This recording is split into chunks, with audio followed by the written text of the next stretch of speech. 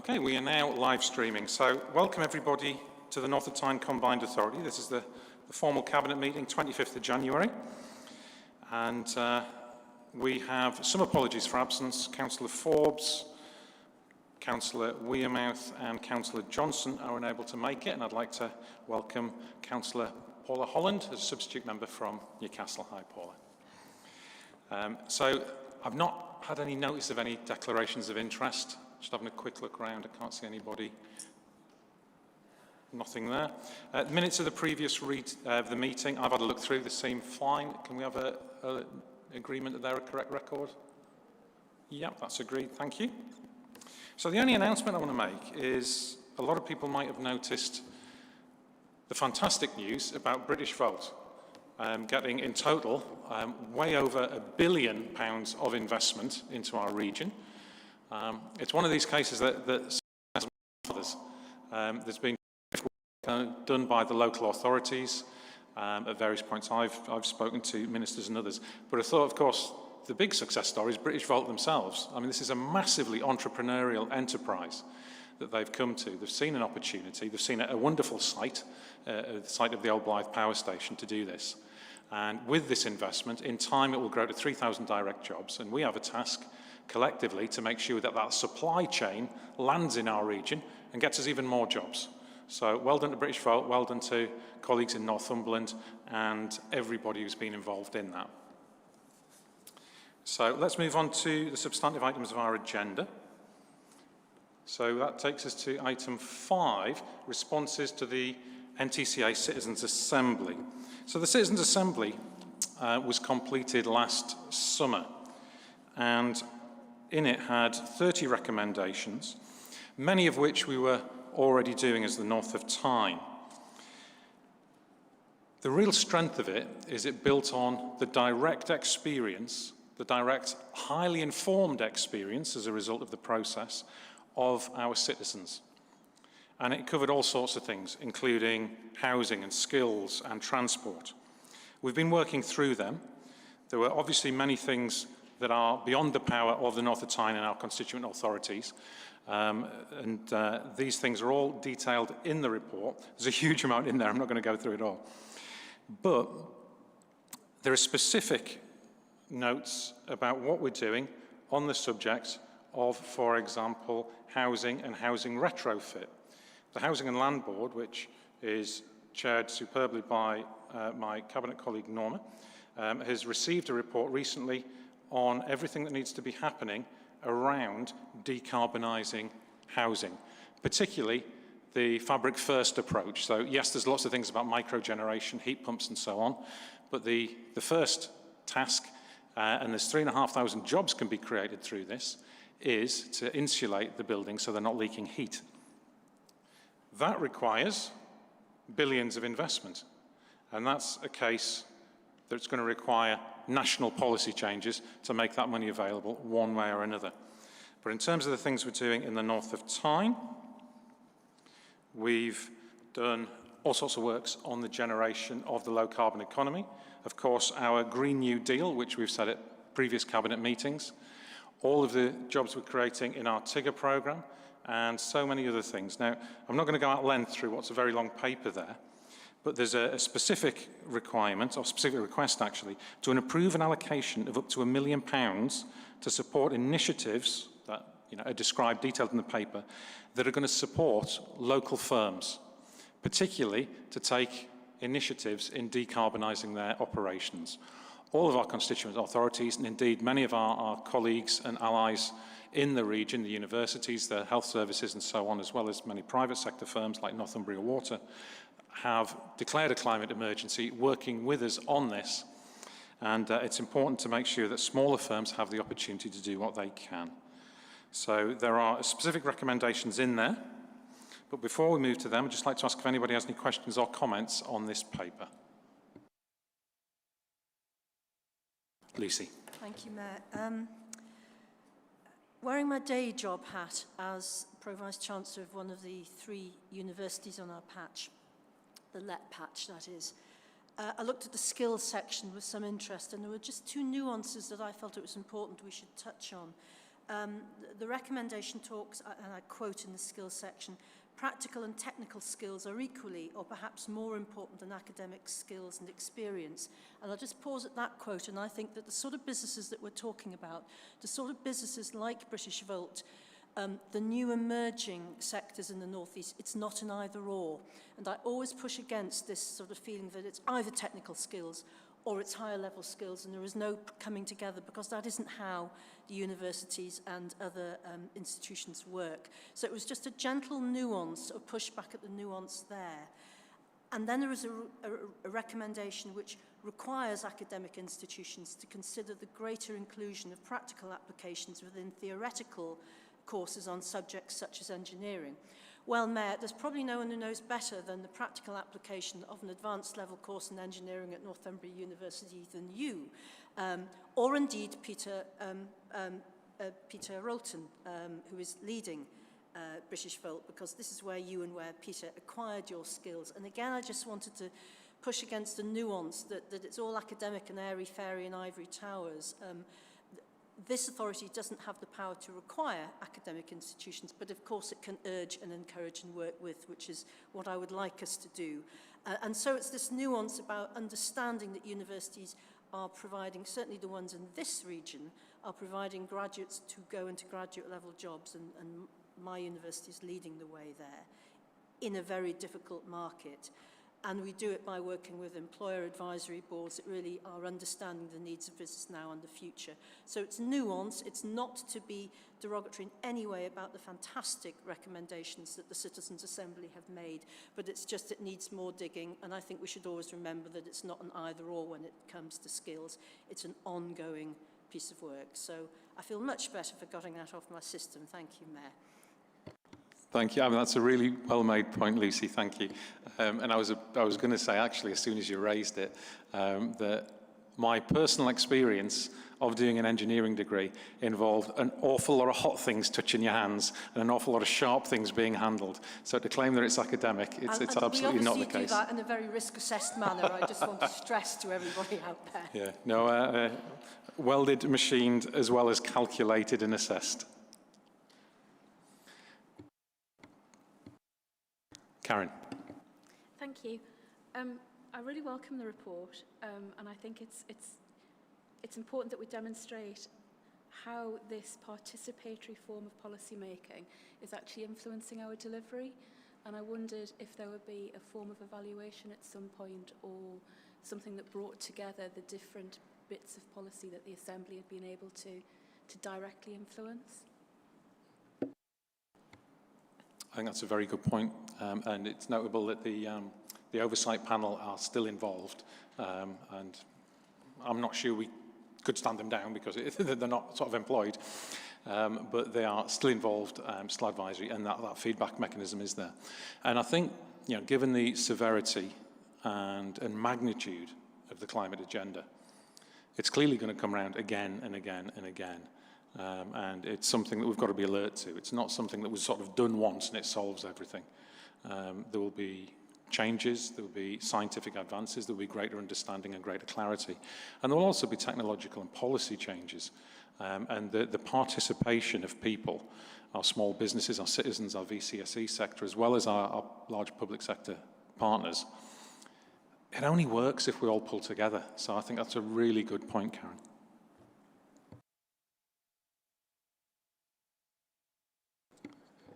Okay, thank you. Right, well, we'll move on. There's a few specific recommendations there. Cabinet's recommended to note the contents of the report. We can see various nods on that. And to receive future reports. The specific, though, is to approve the allocation of up to £1 million to support the initiative described in the paper. Indicatively, they comprise £0.8 million for a programme of advice and support for businesses, and £0.2 million for the development of a business case for the housing retrofit programme. And I can see people saying they're agreed. And along with that entails the authorisation of the Managing Director with the consultations with the Mayor, Cabinet members and Investment Panel to agree the various details, which I can see people nodding. And then along with that, the authorising the Monitoring Officer to approve necessary documentation which is agreed. It would be a bit of a barrier if we got halfway through that and stopped agreeing it. But specifically, the next one is to approve the continuing work of the Citizens Assembly Oversight Panel to provide ongoing technical input into our Combined Authorities Work Programme, which is obviously the point we've just discussed. And I can see people agreeing there. So thank you very much for that, everybody. We're going to move on to the next item. And before I ask Councillor Sanderson, as not only as Cabinet Member for this agenda, but also as a working farmer in Northumberland, I have some real lived experience of this. I've got to say, I'm delighted that this is coming forward. It was part of our original devolution deal to do this. But it's so important that we break the mould, and I think we have been breaking the mould, but this is to take it further, of the idea that it's only growth in cities that drive our economy. And this rural economy programme, I'm really excited to see going. Councillor Sanderson. Glenn. Thank you very much indeed, ladies and gentlemen. If you look back to the original devolution deal, it will show that we committed this combined authority to be a rural exemplar. And so it has always been within the gift of this excellent grouping to look to the countryside as well as to look to the continuing to grow visitor economy that we're all seeing. Sometimes local residents in Crasta and Sea Houses and Bamborough might not always appreciate the amount of visitors that we have there now, but it is doing huge benefit to the rural economy across the county and across the combined authority. So, three priorities.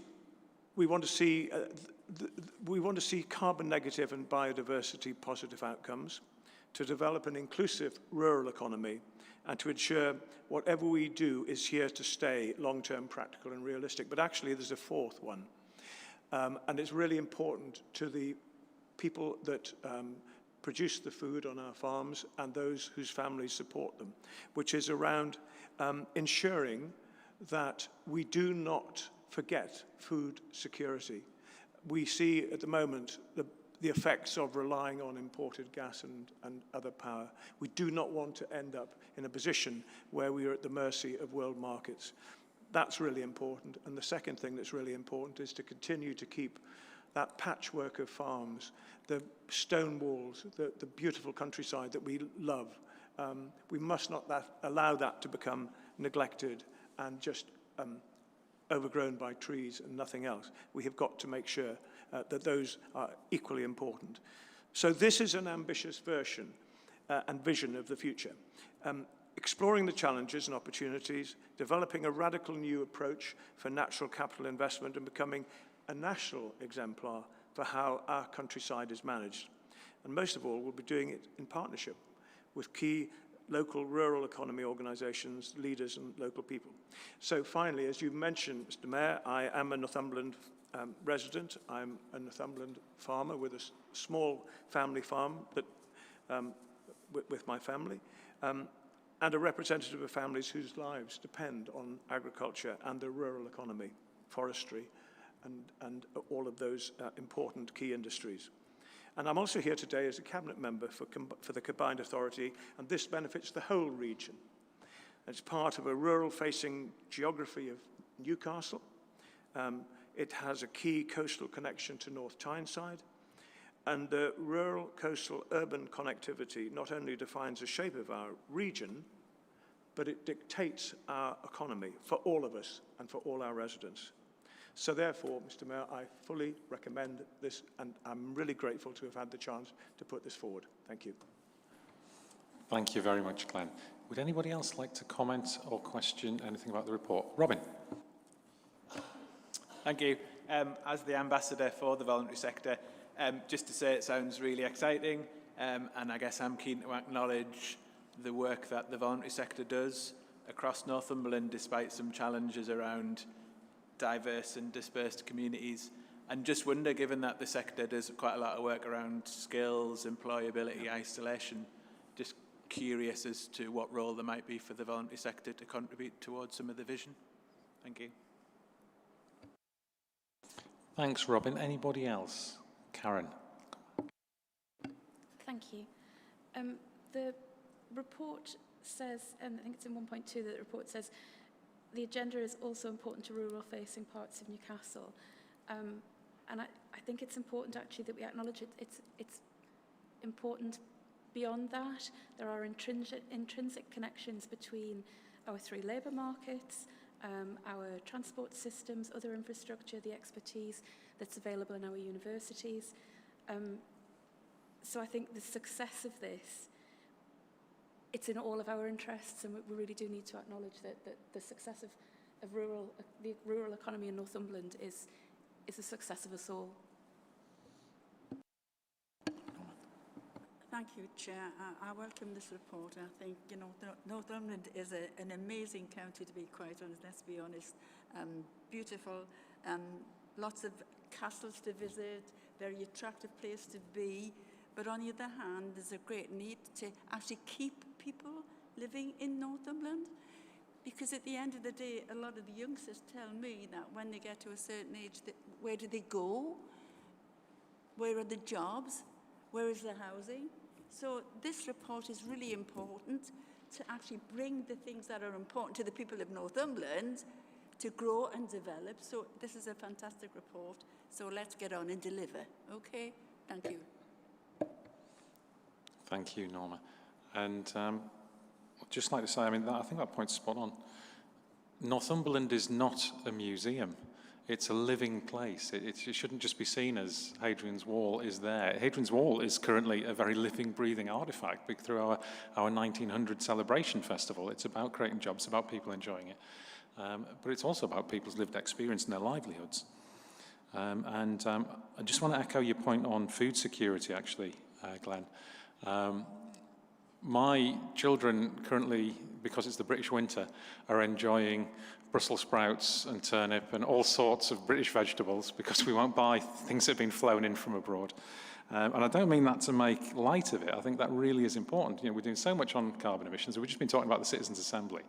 The provision of wholesome, affordable local food is essential for not only economic stability, but environmental stability as well. Then there's all the secondary food processes that go with it, brewers, pie makers, bakers, all of these things, who all want to use local ingredients where they can. I'm fully supportive of this report. Unless there's anything you'd like to come back on, Glenn? And on your specific question, Robin, we'll get the officers to talk about how that engagement can proceed, because there will be an advisory panel, which is detailed in the report. Thanks. So let's move forward to the recommendations. Obviously, we've noted the contents of the report. So do we agree that allocation of 500,000 to develop the Stewardship and Rural Growth Plan? That's agreed. And concomitant with that, then, we authorise the Managing Director in consultation with the Investment Panel, Mayor, Portfolio Holder, who's Glenn, to consider and approve the detailed business case and make the subsequent funding awards, which is agreed. Thank you. Okay. Well, they're coming thick and fast, but another very important piece of work that we've been doing for some time is on the wellbeing framework. So I'm going to hand straight over to Councillor Karen Kilgour to talk us through this report. Thank you, Chair. I'm pleased to be presenting this report today because we all here believe that everyone, children and adults, no matter what their birth or background, no matter where they live, should have the best chance to enjoy a healthy, productive and good life. So many of the huge disparities in life expectancy and life chances across our region are not immutable, but they are man-made. What we seem to lack in this country is the political will of a shared determination to address it. But we, in the North of Tyne Combined Authority, we do have that shared goal, that as elected representatives, we want all of our residents to be able to fulfil their potential. We want them to be healthy, to be able to enjoy our city, our coast and our countryside. We want to provide the jobs, the skills and the opportunities for them to gain economic prosperity and therefore greater well-being. In 2020, Carnegie UK and yourself, building on our partnership around good work, began to explore the role of well-being. And this report seeks to help us, together with our constituents, local authorities, and our partners across business and civil society, to measure what matters by identifying the outcomes and the indicators that we should prioritise in order to improve our collective well-being. And collective well-being measures the social, economic, environmental and democratic needs of people and places, recognising the relationship between them. So over a period of about 6 months, an independent roundtable heard from nearly 2,000 people and institutions about what matters for well-being in North of Tyne. We will be one of the first English-devolved areas to consider the implementation of a wellbeing framework, putting us at the forefront of thinking about what we need to live well now and in the future, delivering a truly inclusive economy for all. And by charting the key wellbeing outcomes for North of Tyne, we can start to understand our progress towards them and to develop a clear framework that tells us of our progress. Economic progress and wellbeing hand in hand. The framework I'm setting out today reaffirms that our success as a region is about more than GVA. It's about how, together, we can build a better life for everyone, a focus on what, simply put, makes life worthwhile. So instead of being like those who attack perceived idleness or unemployment, our goal is to full and fulfilling employment. Instead of attacking ignorance, our goal is lifelong education for all. Instead of attacking behaviours or apparent lack of motivation, our goal is the development of the potential of all of our residents to secure long-lasting well-being for everyone. So finally, Mayor, I'd like to thank Professor Mark Shooksmith from Newcastle University and Sarah Macmillan from Northumberland County Council, who agreed to act as the independent co-chairs of the roundtable.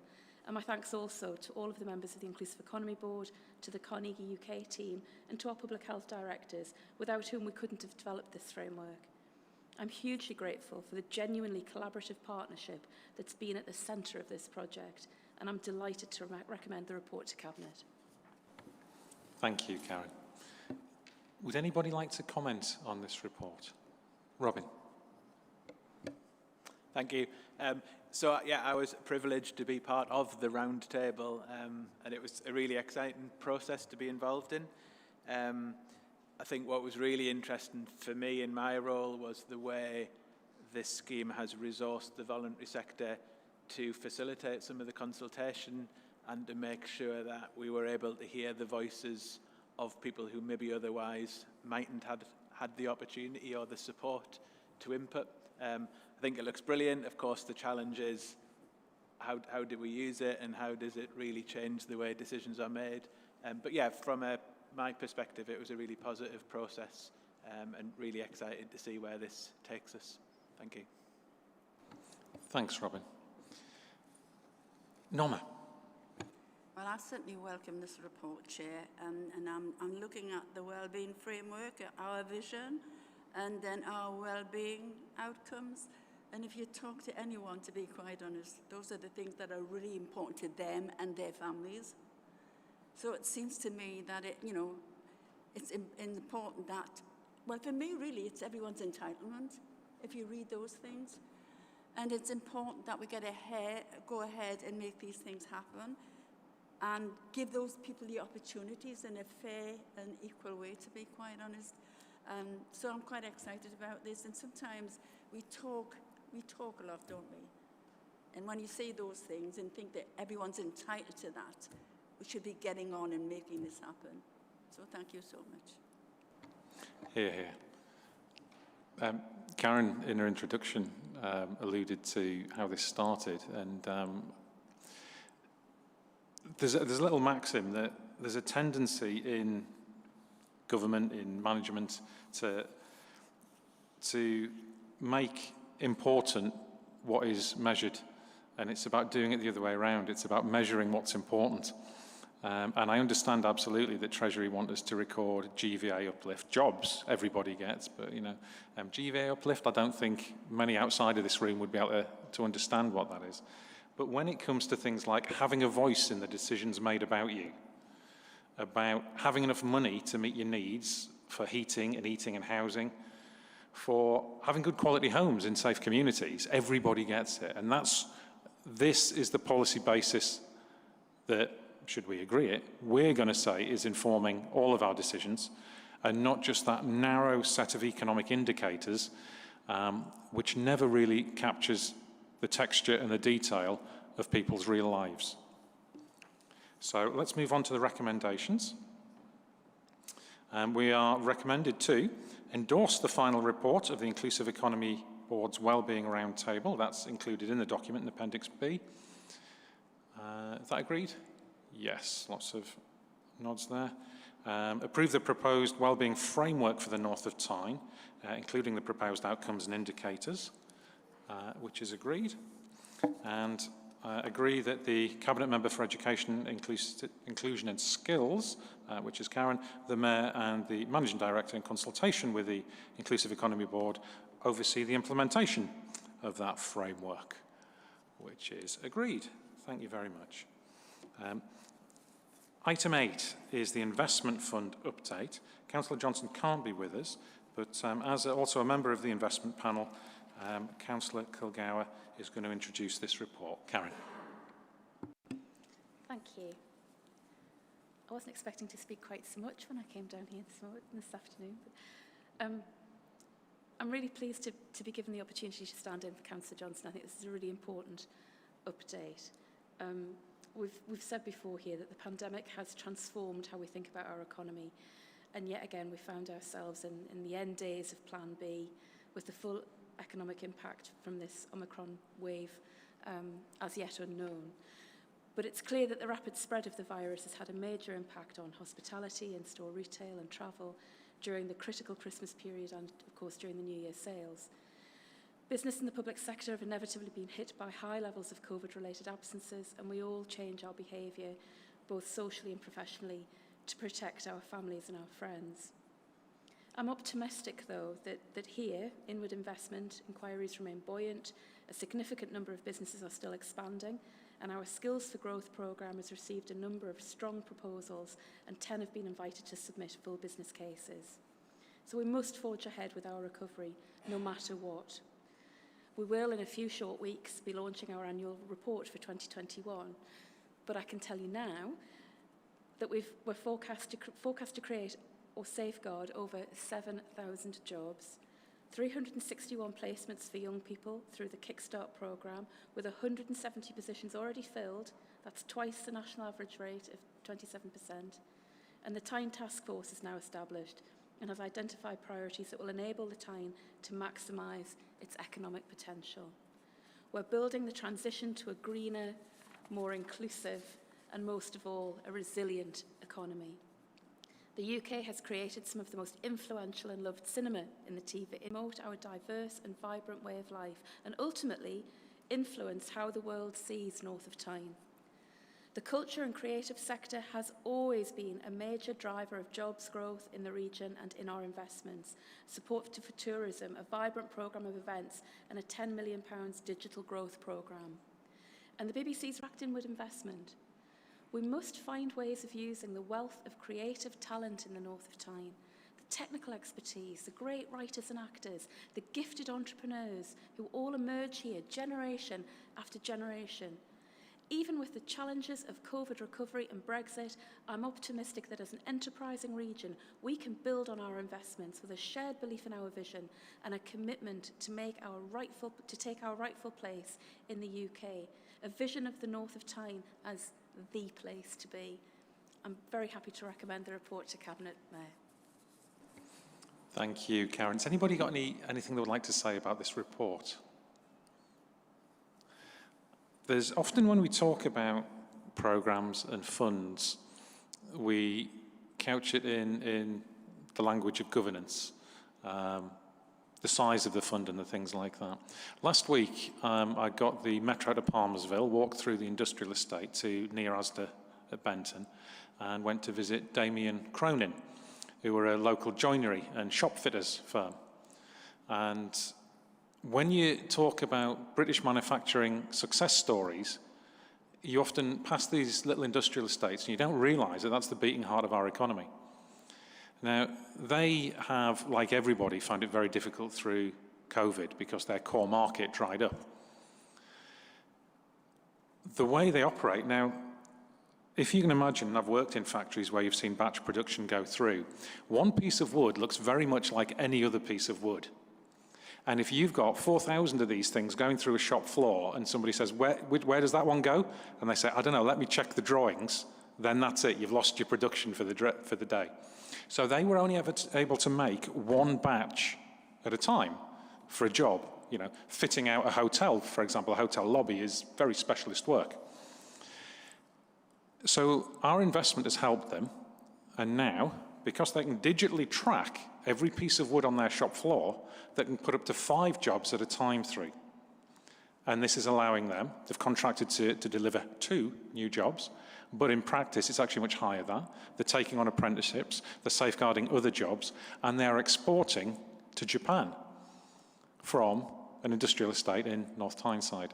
So that's the sort of difference it makes. Now, there's lots of successes in our region on offshore wind and Britishvolt and other things that grab the headlines. But it's this detailed patient work that can only be done in the region. This could not have been supported from Whitehall. This is the real value of devolution. And those people whose jobs are now protected and new people are going to be employed in skilled work, manufacturing, exporting British products around the world using environmentally sustainable products like timber, well, that is really the strength of devolution. So I know I sound excited about this, but because I am. When you see it for real, it is wonderful. Anyone want to follow that? So, thank you. Let's move on to the recommendation. I think the recommendation is to note the progress, of course. Significant in this, though, is an allocation. This is a spending commitment we're making of 2.85 million, and this is from the North of Tyne Investment Fund to support the growth of North East film and TV sector through the North East Screen Industry Development Programme. Obviously, there will be subject to development and approval of a business case. It's worth pointing out that this is in partnership with colleagues elsewhere in the region, including the Durham, the rest of Tyne and Weir, and Tees Valley. So do we agree that approval? Thank you. To authorise the Managing Director, in consultation with Investment Panel, Mayor and Cabinet Member, to consider and improve the business case, the detail for that. Agreed. And then to authorise, again, the Mayor, in consultation with Investment Panel, Mayor, Cabinet Member for Education, Inclusion and Skills, to consider and approve the business cases for the Skills for Growth programme, including the Energy Central campus. And that's agreed, thank you. A specific approval here of £712,856 of funding for the Challenge North of Tyne Open Innovation Project, which is part of the NTCA Recovery Innovation Fund and to be delivered by the North East Local Enterprise Partnership, as detailed in the report. That's agreed, thank you. And to authorise the MD, the conditions, authorise the monitoring officer to complete the necessary documentation. All agreed. Thank you very much. Okay, the next few items, they're not always the easiest things to report on or the most exciting, but they really are the business of good governance. So there's a number of things to do with accounting, auditing and things like that. For anybody who wonders what politicians do all day, I'm looking here and there's 352 pages of documents. And I did read them all, but don't quiz me on them because I haven't remembered them all. That's why we have auditors. But I'm going to hand over to Janice, our financial officer, to guide us through this. Thank you, Chair. Yes, the first item on the agenda are the statement of accounts, and members will be aware we had a bit of a delay in getting these to a stage where they were ready for approval, but I'm pleased to say we are at that point. We've got Gavin Barker here this afternoon, who is our partner representative for the statement of accounts, to update Cabinet on the annual completion report. So I'll hand over to Gavin in the first instance. Thank you, Chair, and thank you, Janice. Yes, this is our audit completion report, so I'll briefly present it before members consider the accounts and approve the financial statements today. I made a detailed presentation to Audit and Standards Committee last week where we went through all the issues in some detail. I'm proposing to be much shorter in my presentation this afternoon. We are substantially completed our work. We are still going through a phase of finalising our work in terms of what I call dotting the I's and crossing the T's. So if you approve the statements this afternoon, we'll give the audit opinion on the financial statements as soon as we can thereafter. Hopefully by the 31st of January or shortly after that, we're intending to give our audit opinion. It's an unqualified opinion on the financial statements that we're expecting to give. In relation to our work on value for money arrangements, there's been a change in value for money arrangements and its reporting by auditors this year. Previously we talked about unqualified and qualified conclusions. This year we're going to provide a narrative report which sets out your arrangements, the authority's arrangements around financial sustainability, governance and improving economy, efficiency and effectiveness. But we won't be issuing a sort of unqualified or qualified conclusion. If we were to identify any significant weaknesses in your arrangements, we would have to report those and make recommendations. We haven't completed this work yet. An extension has been allowed by National Audit Office to auditors to complete the work within 3 months of issuing the audit opinion. We have done no sufficient work, we think, to be sure that we haven't identified, and we don't expect to identify any significant weaknesses in the authority's arrangements. So we'll report on that at a later date. Feedback so far around value for money reports is that they are helpful in setting out an authority's arrangements and the auditor's views on those arrangements. We also aren't able to report on whole of government accounts. The authority has to make a submission in relation to whole of government accounts that then get reflected in the national accounts. There's still no guidance either to yourselves on what you have to submit in relation to the 2021 financial year or to us in terms of what we have to do. So we can't carry out that work until we get that guidance. Because we haven't finished our value for money work or the whole of government accounts work, we won't be able to issue an audit certificate when we issue our audit opinion on the financial statements. The audit certificate formally closes the audit and draws it to a conclusion, but we'll do that at a later date when the work that's outstanding is completed. I just wanted to mention delays in the audit this year. We reported and kept Audit and Standards Committee in touch with delays in us carrying out the audit for a number of reasons, including resourcing difficulties in the local audit sector, not to mention the impact of the pandemic and sickness. The delays in the event were longer than we'd expected. We hadn't really expected to be sort of in a position to sign off your statements at this date. We'd hoped to do it earlier. We are sorry for that, and we apologise for that. It's nothing to do with your officers or your arrangements. You met the statutory timetable that you had for the production of the financial statements. It's been sort of our issues that have led to these significant delays. We're very grateful to officers and members for their patience and for their assistance resulting from these delays. We have been delayed, but we've applied the same high quality standards to the work that we've carried out. We've carried it out to the same standards we always would. So we are professionally sceptical. We really do challenge your financial statements, and I'm sure Janice and Katie and the rest of the finance team would attest to that.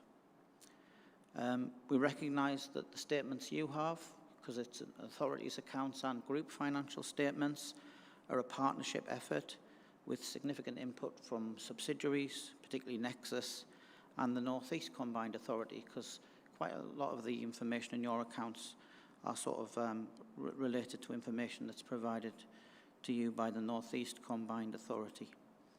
Our report highlights our findings and explains them, but I think the main conclusion that I'd like to draw to your attention really is, in recent years, it seems to me that, and this is my first year as the engagement lead on the audit, but in recent years it seems to me that the auditor has raised a number of issues with you around the statements and working papers, but actually officers working together with those other authorities that I mentioned earlier, like Nexus and the North East Combined Authority, have clearly really improved their arrangements in the production of the statements, in the underpinning information to support them, because our report this year highlights very few issues, very few sort of adjustments, and hopefully you'll see that from the report, and I think that reflects the work that your officers and others in those related bodies have put into the financial statements and responding to the reporting that we've issued in previous years. I don't propose to say any more about the report. I'm quite happy to take any questions that members might have or listen to any comments, but that's my summary for you before you consider the statements. Thank you, Gavin. Does anybody have any questions for Gavin on the auditor's report there? No. Can I just say thank you very much, Gavin. It's very big of you to acknowledge the work of the team, that everything was in on time, and that the delays were in the auditing side, not the production of the accounts side. I note that the report commends the value for money aspect from the North of Tyne, which is something I know we're always very keen on, and the officers often get challenged on by the politicians, and the officers are always on top of this as well. So it is a big priority for us. And so thank you very much for all of that. Let's move on then to the recommendations. We are recommended to approve the annual governance statement as presented. And that is to be signed, if we approve it, by me and the Managing Director. Everybody's happy with that? Thank you. Approve the audited statement of accounts for 20 to 21, including the narrative report, which obviously Gavin was talking us through there, in line with the Audit and Accounting Regulations 2015 as presented, taking account of the views of the Audit and Standards Committee as well, who've also looked at this. That's agreed. And authorise the Managing Director and Chief Financial Officer in consultation with the Mayor to agree any final amendments or changes to the NTCA 2021 Statement of Accounts, Narrative Statement, Annual Governance Statement made by the external auditors after the Cabinet meeting, and to approve the final Statement of Accounts. And that obviously refers to Gavin saying there are some things that they've yet to complete. Is that agreed? Thank you very much, and thank you very much, Gavin. Thank you, Chair. Norma, yeah. Could I just say thank you to Janice and her team and everybody who's involved in this, to be quite honest, because when you get to this time of the year and you read things like there are no significant weaknesses and well done and things like that, it's very, very reassuring. So, and quite often they work in the background and no one ever says thank you to them. So I know how hard they work. So thank you very much, Chair. Thank you, Norma. That's really kind. Thank you. And I know it will be appreciated by the team.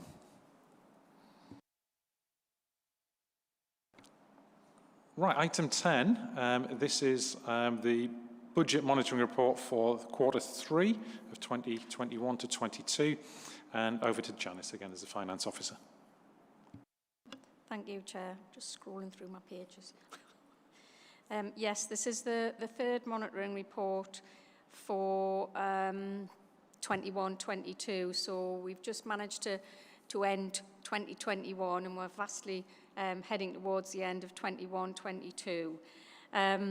Pleased to announce really there are no material variations in the monitoring position at the moment. Some small adjustments against salary costs and offset by additional grant positions, but nothing really of material note, in my view, that members need to be concerned about. We continue to track, obviously, actual investment spend as set out in the report. That probably remains one of the key challenges, whilst making great progress in terms of approving programmes and schemes. The challenge is actually getting the cash out of the door. So that's probably one of the key areas of focus as we head towards the year end. But happy to take any questions. Thanks, Janice. I don't know if anybody else has any questions. I just note that we're slightly under budget, which is always good, and there's a £600,000 transfer to reserves, which we've discussed previously as a result.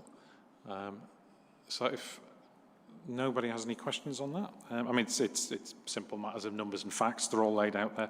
So the recommendation is to just note the forecast budget monitoring position for the Combined Authority set in paragraphs 1.2 through to 1.6, and the reserves position, which I briefly outlined there, position in 1.7, which I'm sure everybody's memorised all of that.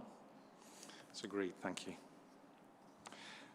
Item 11 is the budget proposals from 2022 to 2026. And we're right back with Janice again. Yes, thank you, Chair. So these are the Mayor and Cabinet's draft proposals, updated post-spending review and post-consultation. Not a lot of change to the initial budget that we prepared back in November. The key area of change is in terms of confirmation that we will get another year of mayoral capacity fund, which is great. And the way we've represented that in the proposals is to recognise the future risk and concern around funding the next mayoral election.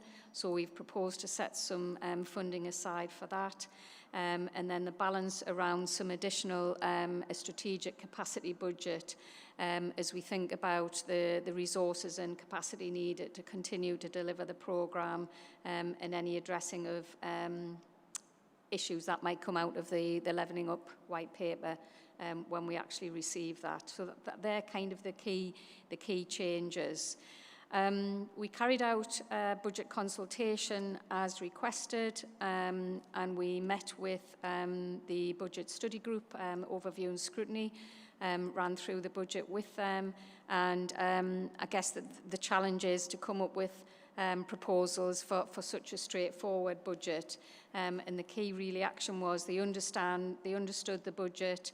There were no issues they wanted us to address really in terms of the budget, other than that ongoing challenge of engagement with residents in terms of supporting residents to understand the budget and what it is the authorities try to deliver against.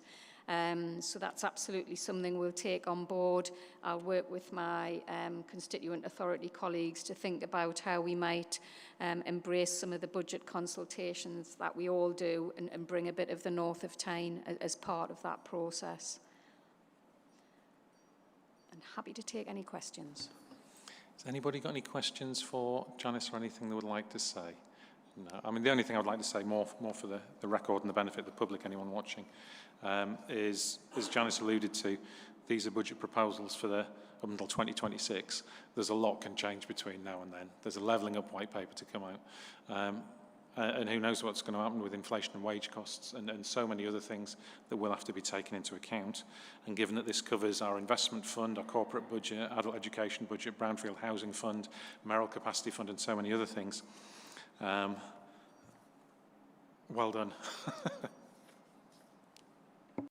Actually, Chair, there is probably one other thing I should add. Obviously, we include the levy budget within the North of Tyne's budget proposals, but that is just a transaction of collecting the cash and passing it on. So the figures that are included at the moment are those that are still subject to approval. We know that's been delayed a little bit, but any change I would expect it has a nil impact in terms of the combined authorities' actual budget proposals. Just thought it was worth highlighting that. Thank you. Yeah, and again, for anyone who's watching, actually what that means is that we don't make the decision for the levies that go towards funding the transport in Tyne and Wear. We just are the conduit for the money, but it still has to go through our accounts process and budget process. Okay, well, let's move on then. Some specific recommendations in there. To note the comments made by the overview and scrutiny, they're in the report in Appendix B. I think we can note that. Agree the corporate budget for 2022 and 23. That's in paragraph 2.1. I can see the nods there, thank you.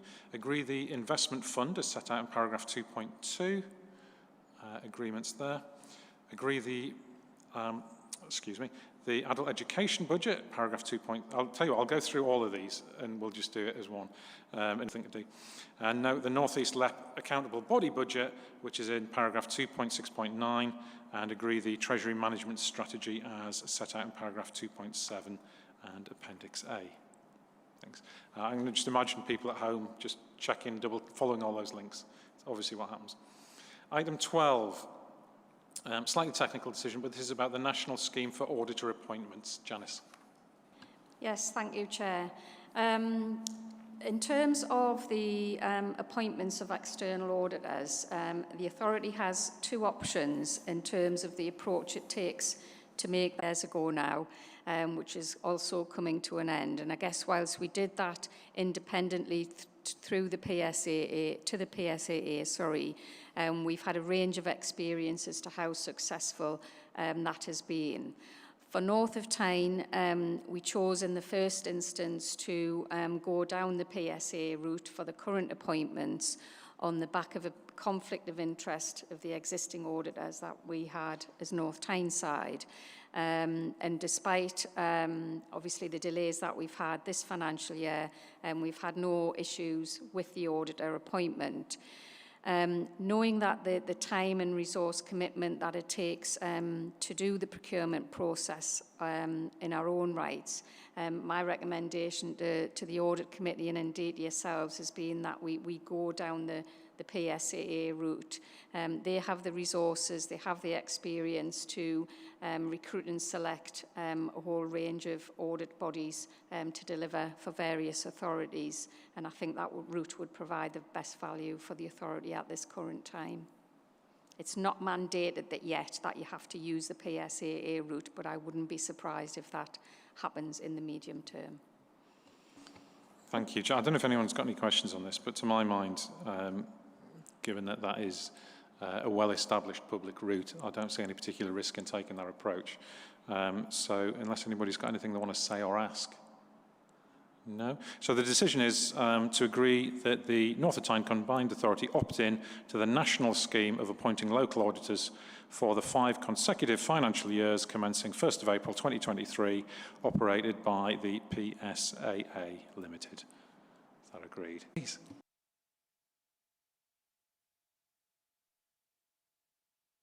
I've got a loud voice. I just assume that everybody, never mind. On what Janice was saying about trying to do some consultation budgets with the residents, I think that's really important. I think sometimes that helps. It doesn't matter how many get involved, but at least we're offering. And I think it's important to take some of the myth away, the mystery away, what's happening in the Combined Authority. I think that's absolutely right. And I think Janice's point that doing that in partnership with what's already going on rather than duplicating it will get us better results. Yeah. And I would assume, Chair, that it would go to each authority. Yeah. That would be good. Right, okay. Thank you. Yeah, no, good point. Thanks, everyone.